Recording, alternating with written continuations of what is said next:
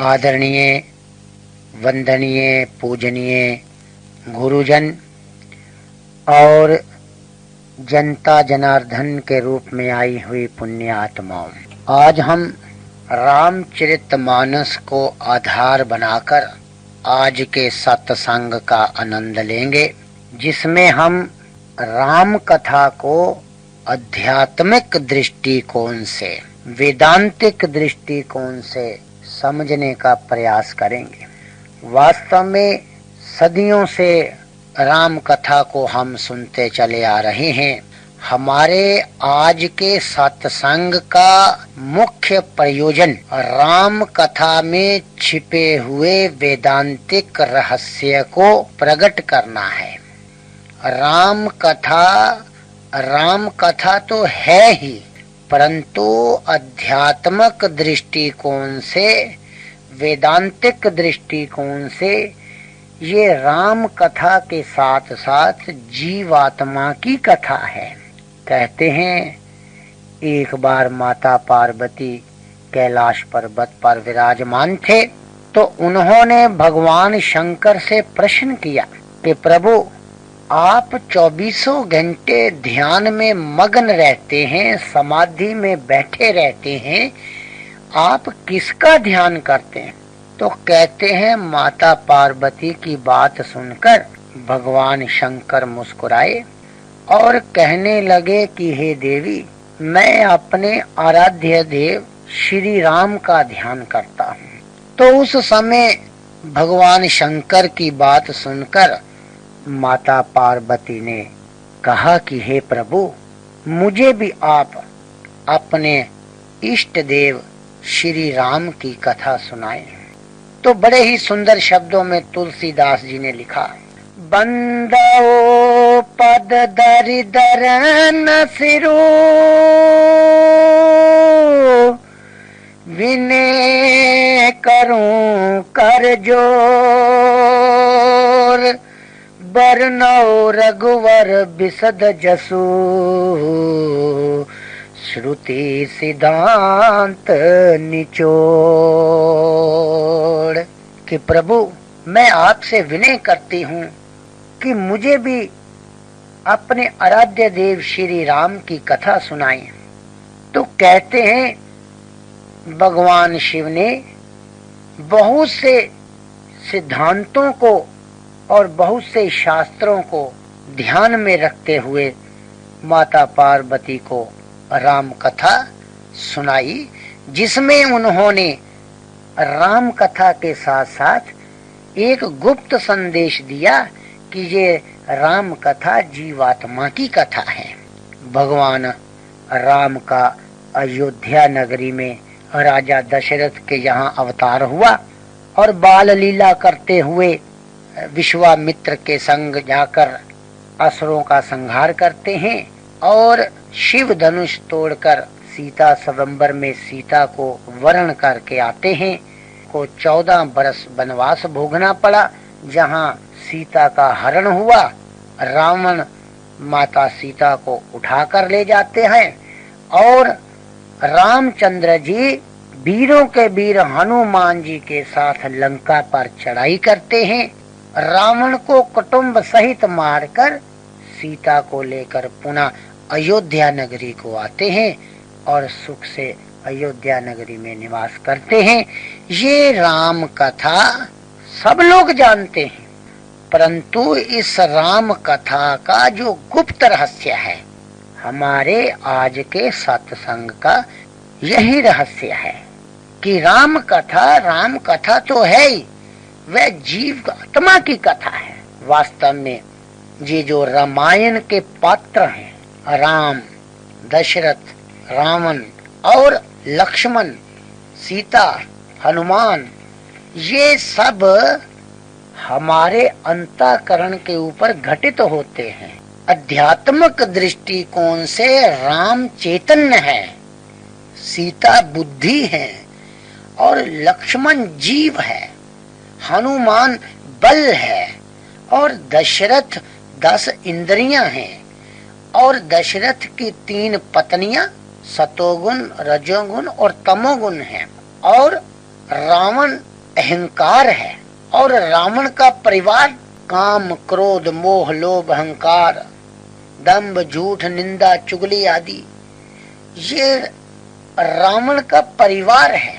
वास्तव में जब अहंकार रूपी रावण सीता रूपी बुद्धि का हरण कर लेता है, उस समय रामायण इस अंतःकरण में घटित होती है, जब अहंकार रूपी रावण सीता रूपी बुद्धि का हरण कर लेता है।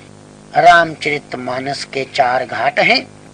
पहले घाट पर संत तुलसीदास जी विराजमान हैं, जो प्रथम गुरु वंदना करते हुए सभी संतों को, दुष्टों को, पापियों को, पाखंडियों को, भक्तों को और सभी देवताओं को नमस्कार करते हुए सारी सृष्टि को राममय देखते हुए, सारी सृष्टि को राममय देखते हुए रामचरितमानस को लिखते हैं। और दूसरे घाट पर भगवान शिव और माता पार्वती विराजमान हैं, जहाँ पर माता पार्वती भगवान शिव से प्रश्न करती हैं और भगवान शिव अपने आराध्य श्री राम की कथा उनको सुनाते हैं।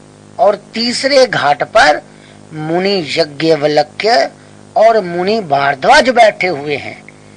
यहाँ पर भारद्वाज मुनि यज्ञवल्क्य से राम कथा का श्रवण कर रहे हैं, और यहाँ पर यज्ञवल्क्य मुनि भारद्वाज जी से कहते हैं, एक राम अवदेश कुमारा, तिन कर चरित बेदत संसारा, नारी बृहा दुख लहे ओ पारा, बैरोष रन रावण मारा।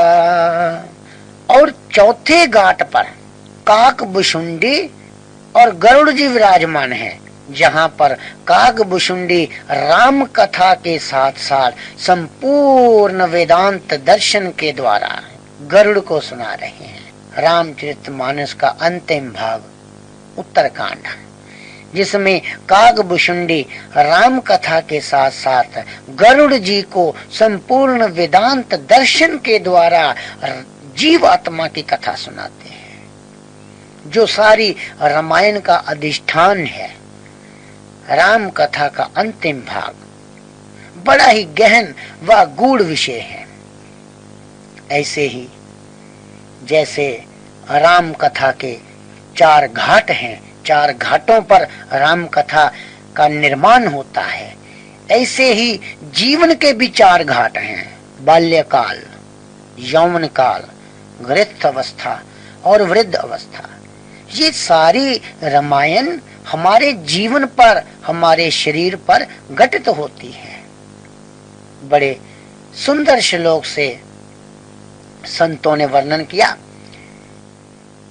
एक राम दशरथ का बेटा, एक राम घट घट में लेटा, एक राम का सकल पसारा, एक राम सब जग से न्यारा।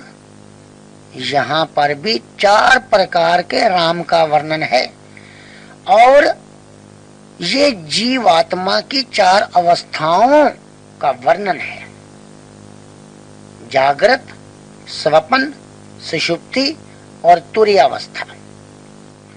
ये वेदांतक रामायण अर्थात आध्यात्मिक रामायण को समझने से पहले संपूर्ण राम कथा को समझना होगा, तब सारी कथा जीवात्मा की कथा प्रतीत होगी। और ऐसी अवस्था आने पर सभी छिपे हुए गूढ़ रहस्य स्वयमेव सामने होंगे। सब में उसको देखो और उसमें सबको देखो। ऐसी अवस्था बनने पर ज्ञानी सदा ही मुक्त है। राम कथा, राम चैतन्य है, सीता बुद्धि है, हनुमान बल है और रावण अहंकार है, दशरथ 10 इंद्रियां हैं और अंतःकरण के एक ओर अंतःकरण के एक ओर लंका नगरी है, दूसरी ओर अयोध्या नगरी है, और इसके बीच में एक समुद्र है जिसके ऊपर राम पुल बांधते हैं।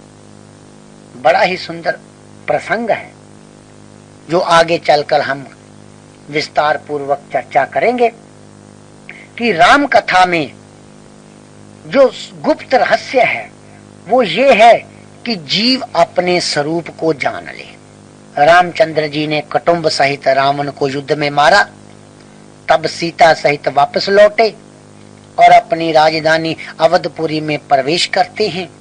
यहाँ पर देवता मुनि सुंदर वाणी से उनका गुणगान करते हैं, अर्थात जब अहंकार रूपी रावण सीता रूपी बुद्धि का हरण कर लेता है तब जीव भटकता है, अपने आप को असहाय महसूस करता है।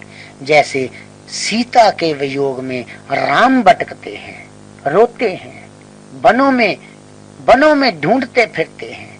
ऐसे ही व्यक्ति की जब बुद्धि अहंकार, मोह, दंभ, तृष्णा के जाल में फंसती है तो व्यक्ति रोता है, भटकता है और कहता है कि मैं इनसे निकलना तो चाहता हूं परंतु निकला नहीं जाता।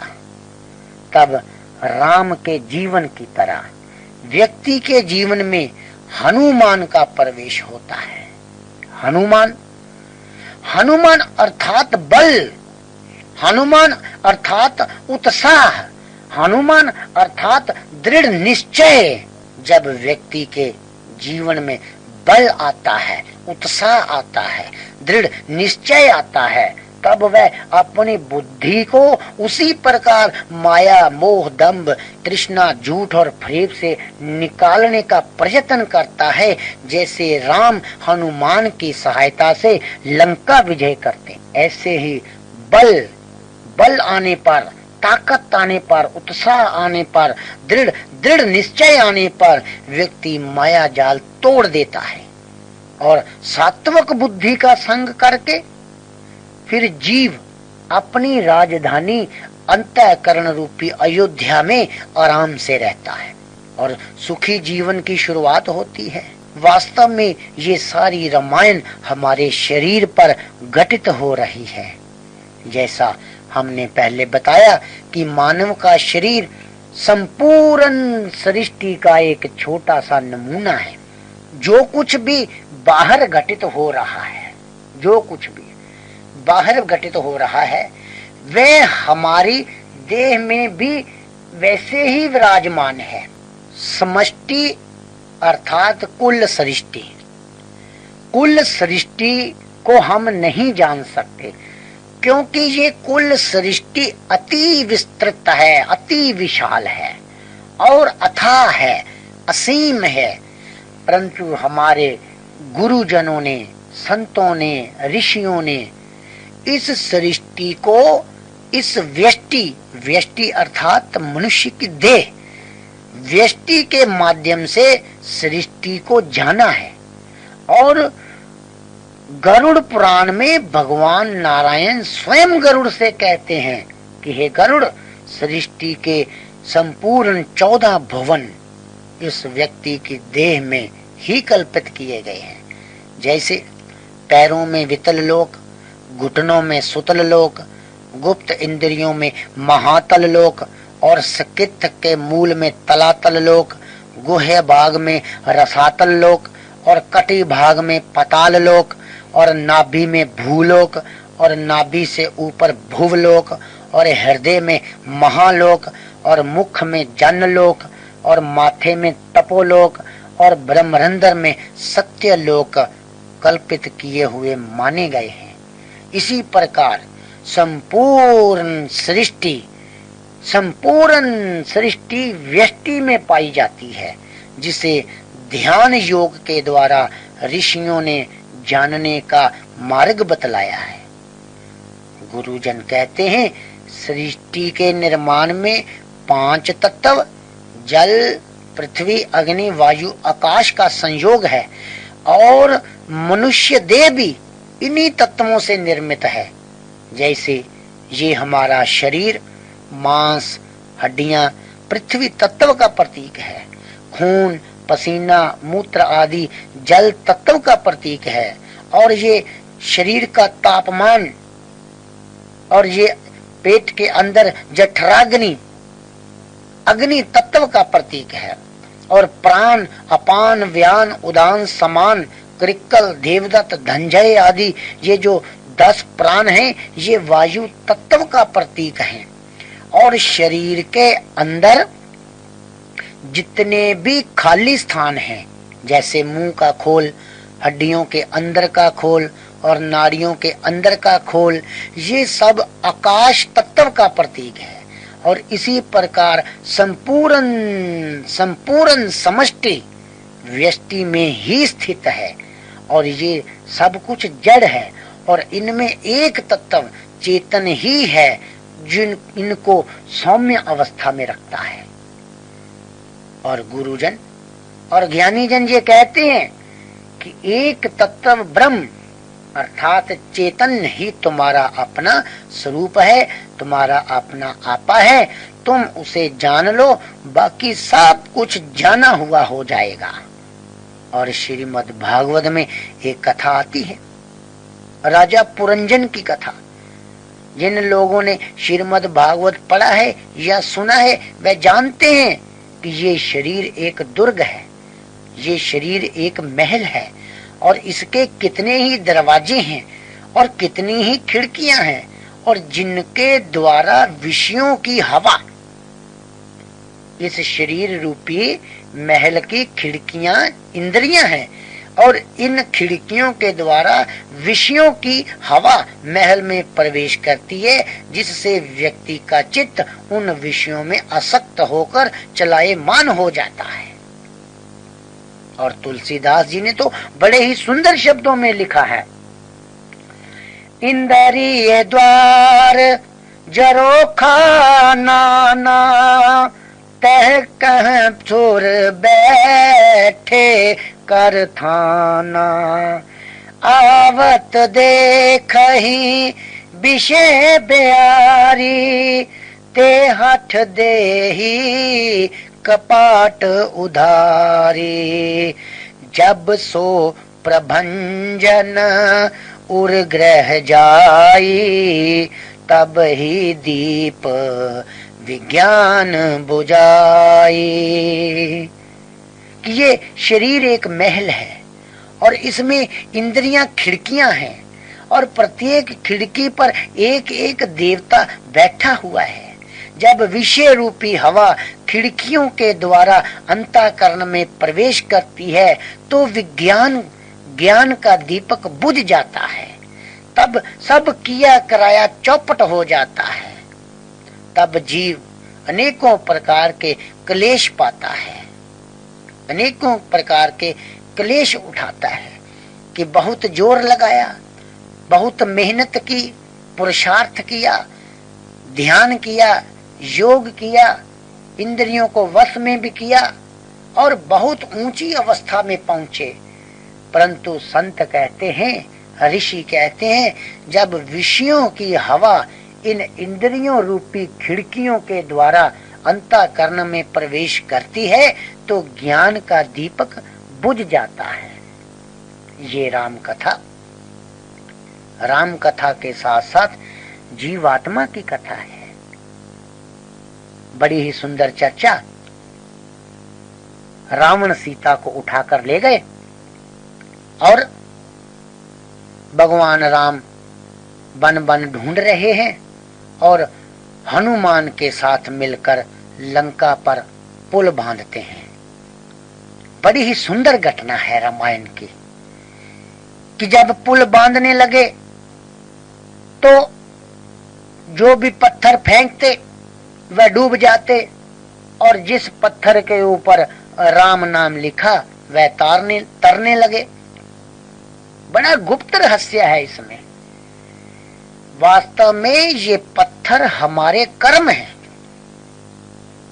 और रामायण हमें गुप्त संदेश देती है कि जो कर्म हम अहम भाव से करते हैं वो हमें ले डूबते हैं और जो कर्म हम राम को समर्पित कर देते हैं, भगवान को समर्पित कर देते हैं, वो ऐसे कर्मों से हम बंधते नहीं हैं, जीव भव सागर से पार उतर जाता है।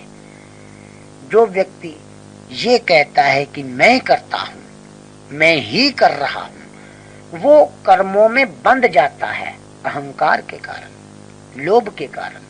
और जो व्यक्ति अपने सभी कर्म राम को अर्पित कर देते हैं, भगवान को अर्पित कर देते हैं, अच्छे कर्म बुरे कर्म सभी, तो ये एक गुप्त संदेश है कि जीव तू अपने को कर्ता मानना छोड़ दे। जब तक तू अपने को कर्ता मानेगा तब तक तू इस माया जाल में फंसा रहेगा। और जिसने अपने कर्मों को प्रभु को अर्पित कर दिया तो वह बुरे कर्म क्यों करेगा? वह कतई भी बुरे कर्म नहीं करेगा। ये एक वेदांतिक रहस्य है रामायण का कि जिनके ऊपर पत्थरों के ऊपर राम लिखा वह तर गए, जिन पर नहीं लिखा वह डूब गए। कि जो जीव अहम भाव से इस संसार में जिएंगे वह डूब जाएंगे, जन्म मरण के चक्कर में पड़े रहेंगे। जो अपने सभी कर्म राम को भगवान को अर्पित कर देंगे वह तर जाएंगे, और जो अपने कर्म राम को अर्पित करेंगे वह बुरे कर्म कभी भी नहीं करेंगे। संत तुलसीदास कहते हैं ये ज्ञान का पंथ है, और ज्ञान का पंथ तलवार की धार की तरह है। बड़े ही सुंदर शब्दों में तुलसीदास लिखते हैं, ज्ञान पंथ कृपान की धारा, परत खगेश होई नहीं बारा, जो निर्विघ्न पंथ निरभई, सो कैवल्य परम पद लहई। कि ये ज्ञान का मार्ग कृपाण की धार पर चलने के बराबर है। जो व्यक्ति इस मार्ग को निर्विघ्न रूप से पार कर लेता है वह मोक्ष को प्राप्त करता है। परंतु माया यहाँ पर कई तरह के विघ्न डालती है। इस माया से बड़े बड़े पीर पैगंबर साधु संत योग सन्यासी सभी ग्रसे जाते हैं। सो माया सब जग ही नचावा, जासु चरित लखी काहू न पावा, सोई प्रभु भ्रुवे लास खग राजा, नाच नटी इव सहित समाजा। इस माया की मार से कोई बच नहीं सकता। संत तुलसीदास कहते हैं इस माया से ब्रह्मा व शिव जैसे भी डरते हैं। ये इतनी प्रबल है, ये इतनी प्रबल है ये माया कि माया से ब्रह्मा व शिव जैसे भी डरते हैं। तो फिर साधारण जीवों की भी बात ही क्या है? वास्तव में माया का परिवार बड़ा प्रबल परिवार है। जैसा कि पहले हमने बताया, पृथ्वी जल अग्नि वायु आकाश, 5 महाभूत, 5 तन्मात्राएं, 5 कर्मेंद्रियां, 5 ज्ञानेंद्रियां, मन बुद्धि चित्त अहंकार, काम क्रोध मोह लोभ अहंकार दंभ झूठ तृष्णा निंदा चुगली प्रशंसा, बचपन जवानी बुढ़ापा, स्त्री पुत्र धन संपत्ति, मित्रता शत्रुता, लेना देना, ये सब माया का प्रबल परिवार है। इससे बचना बड़ा कठिन है। और तुलसीदास जी तो सबल लिखते हैं, ये सब माया कर परिवारा, प्रबल अमित को बर नहीं पारा, शिव चतुरानन जाहि डराही, अपर जीव के ही लेखे माही। ये माया बड़ी प्रबल है, ये ब्रह्मा व शिव जैसों को डरा देती है, फिर साधारण जीवों की बात ही क्या है। वास्तव में राम कथा में बड़ा ही स्पष्ट रूप से ये गुप्त संदेश दिया गया है कि राम चेतन है, सीता बुद्धि है, हनुमान बल है, दशरथ 10 इंद्रियां हैं और सतोगुण रजोगुण तमोगुण दशरथ की 3 पत्नियां हैं और हनुमान बल है और लंका नगरी और अयोध्या नगरी अंतःकरण में है। यहाँ पर ये सारी राम कथा घटित होती है। रावण के 10 सिर, बड़ी विचित्र बात लगती है सोचकर कि एक व्यक्ति अपने 10 सिर कैसे उठाता होगा, परंतु ये एक गुप्त रहस्य है कि रावण के 10 सिर कहाँ हैं, कैसे थे।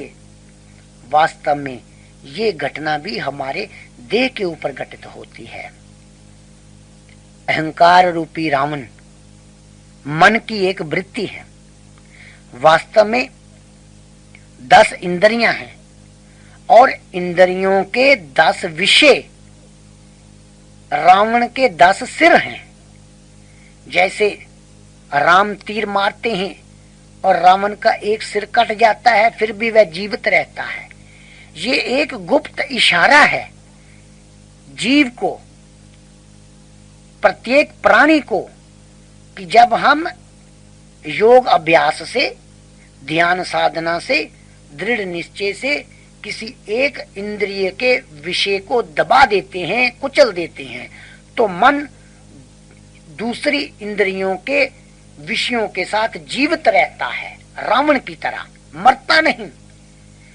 10 इंद्रियों के 10 विषय ही रावण के 10 शीश हैं, जिनको बार बार काटने से भी रावण मरता नहीं। इसी प्रकार मन मरता नहीं, वह एक विषय समाप्त होने के पश्चात दूसरे विषयों के द्वारा जीवित रहता है। बड़ी विचित्र बात है। आप अगर ध्यान से, बुद्धि से विचार करें तो रामायण की एक एक घटना हमारे शरीर पर, हमारी देह पर घटित होती हुई महसूस होगी। और ये चारों युगों में, प्रत्येक युग में राम कथा जीवात्मा की कथा है। और रावण का परिवार इतना बड़ा, 1 लाख पूत 1.25 लाख नाती। रावण के कहते हैं, रावण के 1 लाख पुत्र और 1.25 लाख नाती। वास्तव में ये सारी मन की कुटिल वृत्तियां हैं जो जीव को दुख देने में लगी हुई हैं।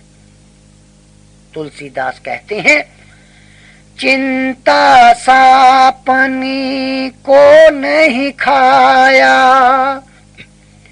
को जग जाहि ना व्यापी माया। कि चिंता रूपी सांपनी ने इस संसार में किसको नहीं खाया। संसार में ऐसा कौन सा प्राणी है जिसको चिंता ना लगी हो, जिसको माया ने व्यापा ना हो। कीट मनोरथ दारु शरीरा, जेहि न लाग गुण को असधीरा। संत कहते हैं कि मनोरथ का कीड़ा शरीर रूपी लकड़ी में लगा हुआ है। ऐसा कौन सा पुरुष है जिसके शरीर में मनोरथ का कीड़ा ना लगा हो। ये पुत्र, धन और प्रतिष्ठा, ये 3 इच्छाओं ने किसकी बुद्धि को भ्रष्ट नहीं किया। वास्तव में माया की प्रचंड सेना संसार में छाई हुई है। काम, क्रोध, लोभ, मोह, अहंकार, ये माया के सेनापति हैं। ये रावण के सेनापति हैं। दंभ, झूठ, निंदा, चुगली, छल, ये रावण के योद्धा हैं। यही तो रावण का परिवार है।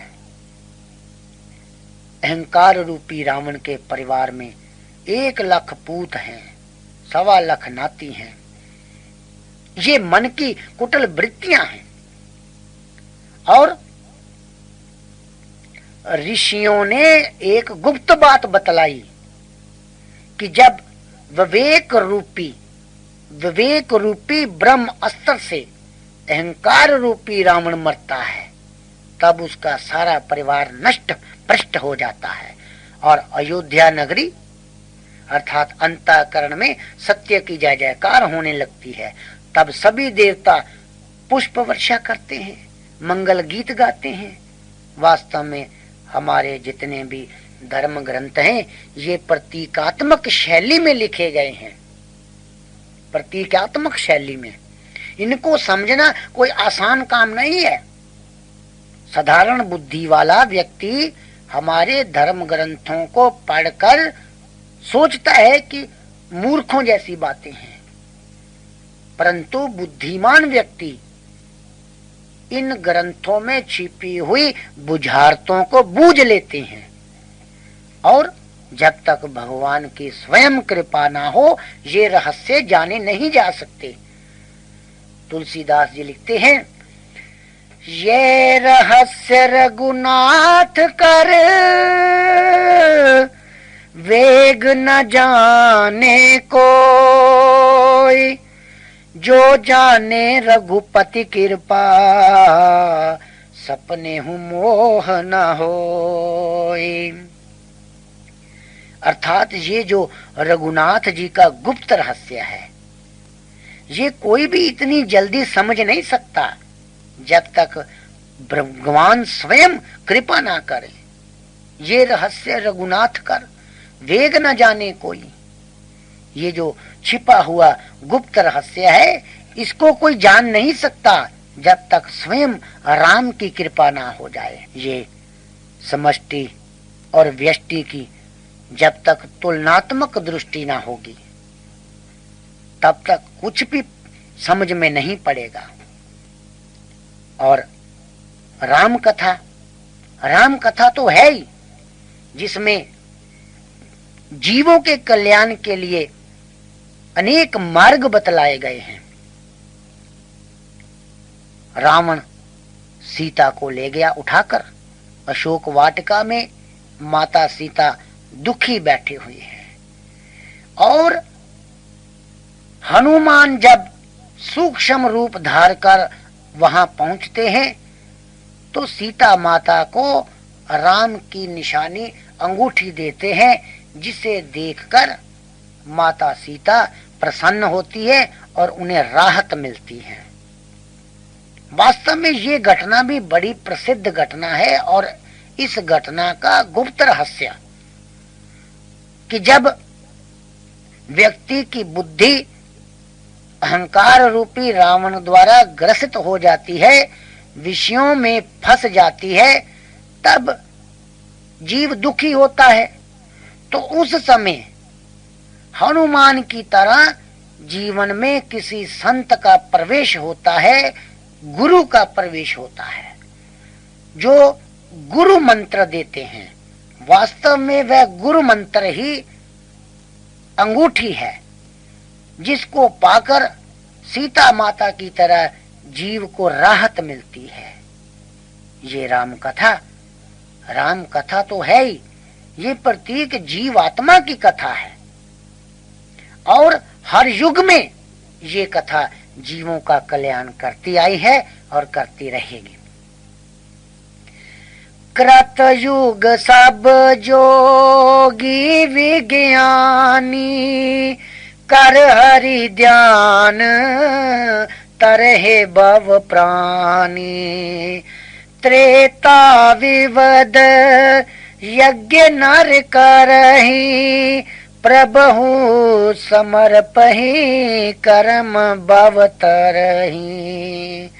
के सतयुग में योगी विज्ञानी होते हैं जो ध्यान के द्वारा हरि का भजन करते हैं और भव सागर से तर जाते हैं, और त्रेता युग में लोग यज्ञ करते हैं और सब कर्मों को प्रभु को समर्पित कर भव सागर से तर जाते हैं, और द्वापर में रघुनाथ के चरणों की पूजा करके मनुष्य संसार सागर से तर जाते हैं। और कलयुग में एही कल काल ना साधन दूजा, योग यज्ञ जप तप व्रत पूजा। राम ही सुमरिए गाइए राम ही संतति सुनिए राम गुण ग्राम ही।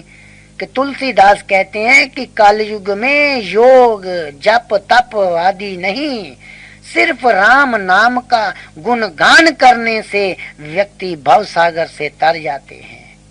अर्थात कलयुग में सिर्फ नाम के सिमरन से ही कल्याण होता है। वास्तव में जैसे संपूर्ण रामायण हमारे शरीर पर घटित होती है, ऐसे ही ये चारों युग भी हमारे जीवन पर घटित होते हैं। जैसे बचपन सतयुग हुआ और यौवन काल द्वापर युग हुआ और गृहस्थ अवस्था त्रेता युग हुआ और वृद्ध अवस्था कल युग हुआ।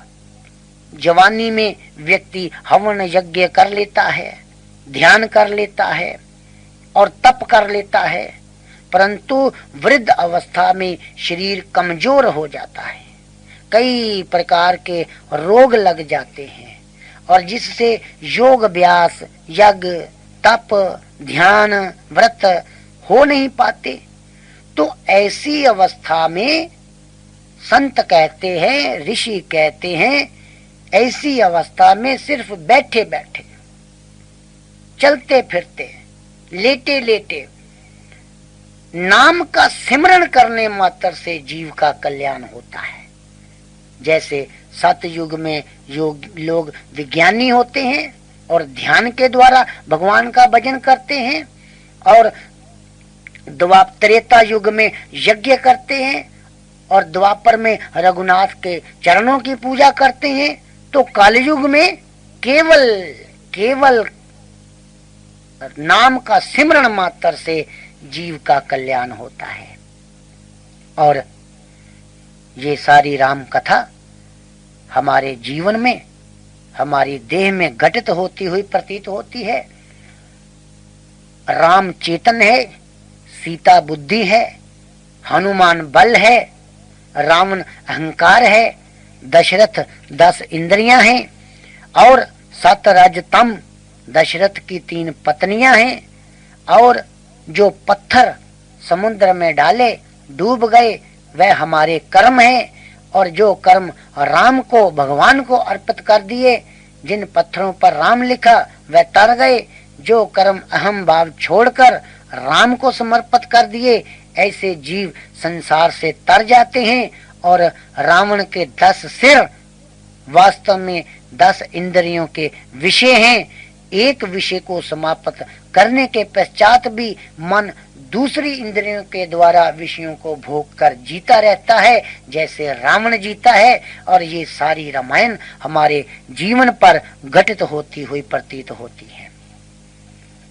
वास्तव में इस सृष्टि में 2 मुख्य तत्व माया और ब्रह्म, पुरुष और प्रकृति है। और वास्तव में माता सीता माया का प्रतीक है और राम चैतन्य का प्रतीक है। और इस शरीर रूपी महल में, इस शरीर रूपी नगरी में ये सारी कथा घटित होती है। और जो लोग राम कथा को आध्यात्मिक दृष्टि से देखेंगे, आध्यात्मिक दृष्टि से पढ़ेंगे, समझेंगे, उनके लिए ये राम कथा अमृत कुंड के समान सिद्ध होगी। और जब तक व्यक्ति संपूर्ण राम कथा को नहीं जानेगा, तब तक उसे राम कथा देह के ऊपर घटित होती हुई प्रतीत नहीं होगी। पुरुष और प्रकृति, माया और ब्रह्म, ये 2 तत्व जिनके द्वारा संसार का, सृष्टि का निर्माण होता है और इस देह का भी निर्माण होता है। जब तक जीव संपूर्ण रूप से माया को ना जान ले, तब तक वह पुरुष अर्थात ब्रह्म को नहीं जान सकता। क्योंकि जब तक जीव माया को नहीं जान लेता वह उसके पीछे पड़ी रहती है, और माया को जान लेने के पश्चात, उसके गुण और धर्म को जान लेने पर के पश्चात माया स्वयं पीछे हट जाती है। और ये सारी कथा हमारे जीवन पर, हमारी देह पर घटित होती हुई हमें मिलती है। और इस अंतःकरण रूपी स्टेज पर, जिसके एक ओर लंका नगरी है, दूसरी ओर अयोध्या नगरी है, और लंका नगरी से अहंकार रूपी रावण अयोध्या नगरी की ओर उत्पात मचाते हैं। वास्तव में मन की दो धाराएं, एक प्रवृत्ति और एक निवृत्ति। प्रवृत्ति के चक्कर में पड़कर जीव भयंकर कष्ट उठाता है, और निवृत्ति के चक्कर में पड़कर जीव सुख भोगता है। संत तुलसीदास उत्तरकांड में, जहां पर काकभुशुंडी गरुड़ जी को रहस्य बतलाते हुए कहते हैं कि इस संसार में ऐसा कौन सा व्यक्ति है जिसको तृष्णा ने, जिसको काम ने, जिसको विषयों ने तंग ना किया हो। और ये सभी जो विषय हैं, ये अंतःकरण में रामायण के पात्र बनकर घटित होते हैं। काम वात कफ लोभ अपारा, क्रोध पित्त नित छाती जारा। काकभुशुंडी कहते हैं कि हे गरुड़, इस देह में काम वात का प्रतीक है, लोभ कफ का प्रतीक है, और क्रोध पित्त का प्रतीक है, जो सदा ही छाती में जलन पैदा करता है। गुरुजन कहते हैं ये तीनों भाई, वात पित्त और कफ, अर्थात काम लोभ और क्रोध, ये वात और पित्त और कफ का प्रतीक हैं। ये तीनों भाई जब मिल जाते हैं और इकट्ठे होकर हमला करते हैं तो सन्निपात नामक रोग उत्पन्न करते हैं। अर्थात तब विवेक शून्य अवस्था उत्पन्न होती है। भक्ति, ज्ञान, वैराग, ये सब अंतःकरण से अदृश्य हो जाते हैं जब काम लोभ और क्रोध अर्थात वात पित्त और कफ ये तीनों मिलकर हमला करते हैं। और काकभुशुंडी कहते हैं कि हे गरुड़, ये जो दाद ममता है, ममता दाद है, और ईर्ष्या खुजली है, हर्ष और विषाद गलगंड है, और दुष्टता और कुटिलता कोड़ है, अहंकार गंठिया है, दंभ कपट मद मान, दंभ कपट मद और मान ये नसों के रोग नेहरुआ हैं, और मत्सर और अविवेक ज्वर हैं अर्थात बुखार हैं। और यहाँ पर गुरुजन कहते हैं कि एक रोग के बिगड़ने से व्यक्ति मर जाता है, परंतु यहाँ पर तो कितने ही असाध्य रोग हैं जो जीव को निरंतर जन्मों जन्मों से कष्ट देने में लगे हुए हैं। और काकभुशुंडी कहते हैं नेम धर्म आचार तप ज्ञान यज्ञ जप दान, भेषज पुनि कोटिन नहीं रोग जाहि हरिजान। नियम, धर्म, उत्तम आचरण, तप, ज्ञान, यज्ञ, जप, दान, ये सब इन बीमारियों की दवाइयां हैं, परंतु फिर भी ये रोग जाते नहीं है। और इस प्रकार इस जगत में सभी जीव रोगी हैं। हर्ष, शोक, सुख, दुख, वियोग, संयोग, सभी से लोग दुखी हो रहे हैं। हे गरुड़ जी, ये रोग जाते नहीं, परंतु इनको जान लेने पर, इनका बार बार उपचार करते रहने पर ये रोग क्षीण हो जाते हैं, कम हो जाते हैं और विषय रूपी कुपथ्य पाकर ये रोग फिर उत्पन्न हो जाते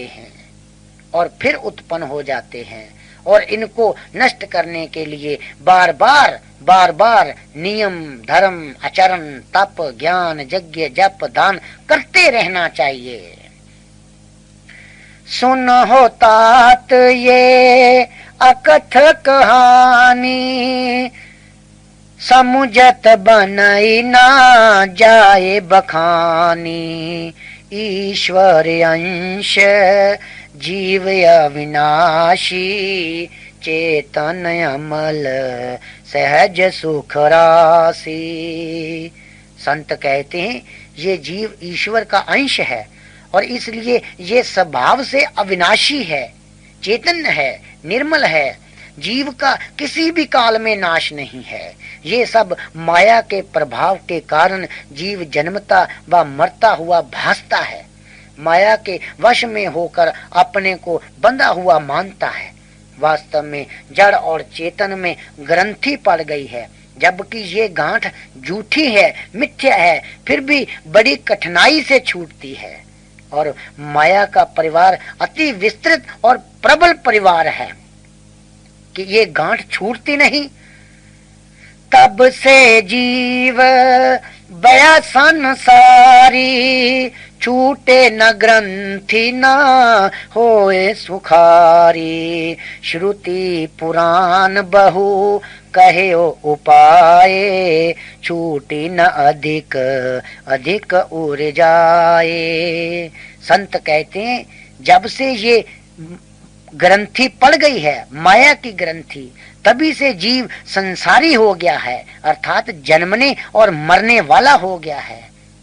और जब तक ये गांठ छूटती नहीं, जीव सुखी नहीं होता। और इस गांठ को छुड़ाने के लिए शास्त्रों ने, गुरुओं ने उपाय भी बतलाए हैं, परंतु उन उपायों के बावजूद भी ये गांठ छूटती नहीं, जीव और भी बंधता चला जाता है। जीव हृदय तम मोह विशेषी, ग्रंथि छूट किमी परई न देखी। जीव के हृदय में अज्ञान रूपी अंधकार छाया हुआ है, जिसके कारण ये जड़ चेतन में पड़ी गांठ उसे दिखती नहीं, तभी तो वह उससे मुक्त नहीं होता। परंतु संत यहाँ कहते हैं जब भगवान स्वयं ऐसा संयोग बना देते हैं, तब ये ग्रंथि का भेदन हो जाता है। जीव अपने स्वरूप को जानकर स्वयं ही कह उठता है, सोहम असमी इति वृत्ति अखंडा, दीप शिखा सोई परम प्रचंडा। आत्म अनुभव सुख सुप्रकाशा, तब भव मूल वेद ब्रह्म नासा। कि वह चेतन स्वरूप ब्रह्म मैं ही हूँ, तब ऐसी अखंड वृत्ति बनती है, तब वह प्रचंड ज्ञान दीपक की लौ उत्पन्न होती है और ऐसा आत्म अनुभव प्रकाश फैलता है, तब सभी भ्रम मिट जाते हैं और अविद्या का परिवार नष्ट हो जाता है। वास्तव में ये राम कथा तो है ही, ये जीवात्मा की कथा है। जब हम राम कथा को अपनी देह के ऊपर, अंतःकरण के ऊपर घटित होता हुआ पाएंगे, तो उस समय अहंकार रूपी रावण का दृढ़ संकल्प रूपी हनुमान, बल रूपी हनुमान से उसका संहार करेंगे। तब मोह माया में फंसी हुई बुद्धि रूपी सीता का वहां से निकालकर पुनः राम की तरह अयोध्या नगरी में प्रवेश होगा। जब तक जीव माया और ब्रह्म दोनों को नहीं जान लेता, अपने स्वरूप को नहीं पहचान लेता, तब तक उसका कल्याण नहीं होता। इस वेदांतिक रामायण में बहुत सी ऐसी बातें हैं जो गुप्त हैं, इसीलिए इसे गुप्त रामायण कहा गया है। और ये गुप्त रामायण वास्तव में गुप्त है। जब राम सीता के साथ अयोध्या में लौट आते हैं और सुख पूर्वक रहने लगते हैं, तो फिर नई समस्या उत्पन्न हो जाती है। सीता को पुनः वनवास मिलता है और अंत में सीता धरती में समा जाती है। रामचरितमानस की ये घटना अत्यंत प्रसिद्ध है। वास्तव में जब जीव माया को पूर्ण रूप से जान लेता है, 5 महाभूत, 5 तन्मात्राएं, 5 कर्मेंद्रियां, 5 ज्ञानेंद्रियां, चतुष्टय अंतःकरण, सतोगुण, रजोगुण, तमोगुण और मन, बुद्धि, चित्त, अहंकार, इन सभी के कार्य क्षेत्र, गुण, धर्म को जान लेता है और माया को, प्रकृति को पूर्ण रूप से जान लेता है, तो जैसे माता सीता पुनः धरती में समा जाती है। इसका अर्थ यही है कि जब जीव माया को जान लेता है, अपने स्वरूप को जान लेता है, चेतन स्वरूप ब्रह्म को जान लेता है, उस अवस्था में जैसे माता सीता पुनः अपने स्थान पर लौट जाती हैं, ऐसे ही माया जीव का पीछा छोड़ देती है। वह प्रकृति पीछे हटने लगती है। उस समय प्रकृति ये कहती है कि मैं जान ली गई हूँ, मैं देख ली गई हूँ। वह पुरुष का पीछा छोड़ देती है और जीव का कल्याण होता है। प्रकृति पार प्रभु सब उर्वासी, ब्रह्म नरीह बीरज अविनाशी। यहाँ मोह कर कारण नाही, रवि सन्मुख तम कबहू के जाही। तुलसीदास कहते हैं प्रकृति के पार, माया के पार अविनाशी ब्रह्म है। जैसे सूरज के सन्मुख अंधेरा नहीं टिक सकता, ऐसे ही जो जीव प्रकृति के गुप्त रहस्य को जानता हुआ प्रकृति के पार चला जाता है, वह ब्रह्म तत्व को जानकर ब्रह्म स्वरूप हो जाता है। यहाँ पर पहुंचकर जीव के मोह माया भाग जाते हैं, जैसे सूरज के सन्मुख अंधेरा भाग जाता है। वास्तव में ये रामायण, जिसमें राम चेतन है, सीता बुद्धि है और हनुमान बल है और अहंकार रूपी रावण है और लक्ष्मण जीव है, सतरजतम दशरथ की 3 पत्नियां हैं और रावण का परिवार काम, क्रोध, मोह, लोभ, अहंकार, दंभ, झूठ, निंदा, चुगली हैं। ये 1 लाख पूत, 1.25 लाख नाती रावण के परिवार के सदस्य, मन की कुटिल वृत्तियां हैं। और ये सारी रामायण हमारी देह के ऊपर घटित होती हुई प्रतीत होती है। और इस प्रकार भगवान शिव राम कथा के साथ साथ जीवात्मा की कथा भी माता पार्वती को सुनाते हैं। और अंत में माता पार्वती कहती है, धन्य धन्य मैं धन्य पुरारी, सुनियो राम गुण बव बहारी। माता पार्वती कहती हैं कि राम के गुण सुनकर मैं भी धन्य हुई। एक राम दशरथ का बेटा, एक राम घट घट में लेटा, एक राम का सकल पसारा, एक राम सब जग से न्यारा।